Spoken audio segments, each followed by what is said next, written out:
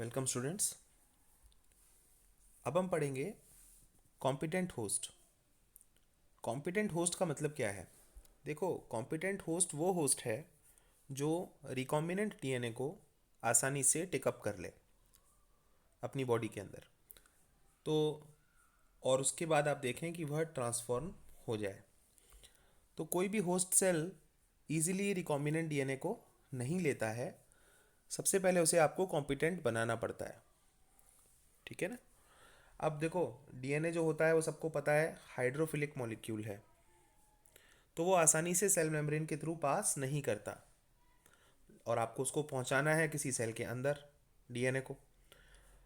अब रीज़न ये आपसे पूछा गया है कि क्यों पास नहीं करता है, तो आपको पता होगा जो सेल मेम्ब्रेन है ये लिपिड बाइलेयर की बनी होती है जिसमें फॉस्फोलिपिड्स प्रेजेंट होते हैं। और ऐसा होने की वजह से ही, क्योंकि ये डीएनए कैसा है, हाइड्रोफिलिक है, तो इजीली इस फॉस्फोलिपिड को क्रॉस करके वो अंदर नहीं जा सकता।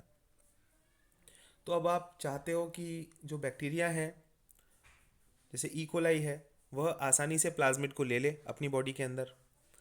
तो सबसे पहले आपको क्या करना पड़ेगा, उस बैक्टीरिया को आपको कॉम्पिटेंट बनाना पड़ेगा कि वो आसानी से जो प्लाज्मिड डीएनए है उसको अपनी बॉडी के अंदर पहुंचा ले। तो उसको करने के लिए सबसे पहले हम डाइवेलेंट कैटायंस से ट्रीट करते हैं किसी भी सेल को जिसको हमें कॉम्पिटेंट बनाना है। ऐसा करने से जो डीएनए ट्रांसफ़र की इफ़िशियंसी है वह बढ़ जाती है। तो इसके लिए कैल्शियम क्लोराइड का यूज़ किया जा सकता है। तो जो कैल्शियम आयंस हैं ये इसकी जो इफ़िशियंसी है डीएनए ट्रांसफ़र की, इसको बढ़ाने का काम करते हैं। तो डीएनए तेज़ी से अंदर एंटर करता है किसी भी बैक्टीरियम के अंदर, और उसके सेल वॉल के पोर्स के थ्रू वो आसानी से अंदर चला जाता है। सेल वॉल्स के जो पोर हैं वो भी बड़े हो जाते हैं जब आप किसी डाइवेलेंट कैटायन से ट्रीट करते हैं। अब इसके बाद जो अगला स्टेप है वो क्या किया जाता है, देखिए आपने कैल्शियम क्लोराइड से ट्रीटमेंट कर दिया। उसके बाद आप क्या करते हैं कि इन सेल्स को, जिनको जैसे जो होस्ट सेल्स हैं, इन्हें हम रिकॉम्बिनेंट डीएनए के साथ आइस में रखेंगे सबसे पहले, यानी बहुत कूल कंडीशन में। उसके बाद उन्हें हीट शॉक देंगे एट 42 डिग्री सेल्सियस, और ये ब्रीफ टाइम के लिए, मतलब छोटे टाइम के लिए, और वापस उनको आइस में रख देंगे। तो आपने देखा हुआ क्या, हमने सबसे पहले आइस ट्रीटमेंट दिया, followed by heat shock, and then again ice treatment.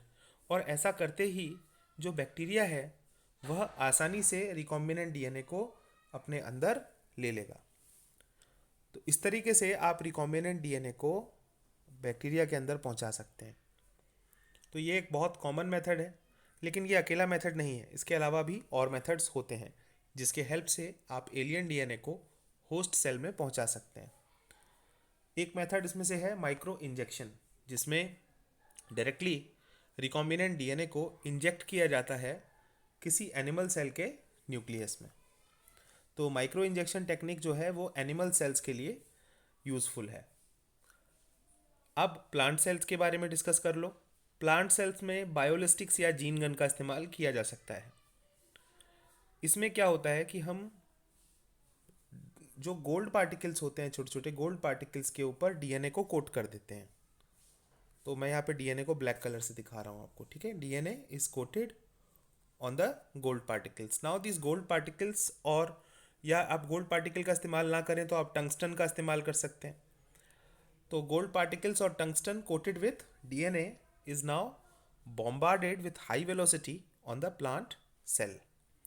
तो जो भी प्लांट्स का टिश्यू है जिसके अंदर बहुत सारे सेल्स हैं, इसके ऊपर आप बम्बार्डमेंट कराते हैं गोल्ड पार्टिकल्स का या टंगस्टन का, जिसके ऊपर क्या है, जिसके ऊपर डीएनए प्रेजेंट है। तो इसको हम बोलते हैं जीन गन या बायोलिस्टिक्स। और ऐसा करने से जो भी डीएनए है वह आसानी से प्लांट सेल के अंदर एंटर कर जाता है। ध्यान रखिएगा, बायोलिस्टिक्स या जीन गन प्लांट सेल के लिए है, जबकि माइक्रो इंजेक्शन जो है वो एनिमल सेल में यूज़ होता है। लास्ट में आप एक और तरीके का इस्तेमाल कर सकते हैं, वो है डिसआर्म्ड पैथोजन का प्रयोग। हमने अभी प्रीवियस वीडियो में ही लर्न किया था कौन कौन से प्लाज्मिड्स के बारे में लर्न किया था। एक तो हमने टीआई प्लाज्मिड के बारे में लर्न किया था। तो टीआई प्लाज्मिड का इस्तेमाल आप जानते ही हो, प्लांट सेल के अंदर किसी भी फॉरेन जीन को पहुंचाने के लिए किया जाता है। इसके अलावा रेट्रोवायरस की एबिलिटी होती है एनिमल जीनोम के साथ अपने जीनोम को कंबाइन करने में एबल है रेट्रोवायरस। तो इसकी इस एबिलिटी का फ़ायदा उठाया जाता है और इसको मॉडिफाई कर दिया गया है, डिसआर्म कर दिया गया है।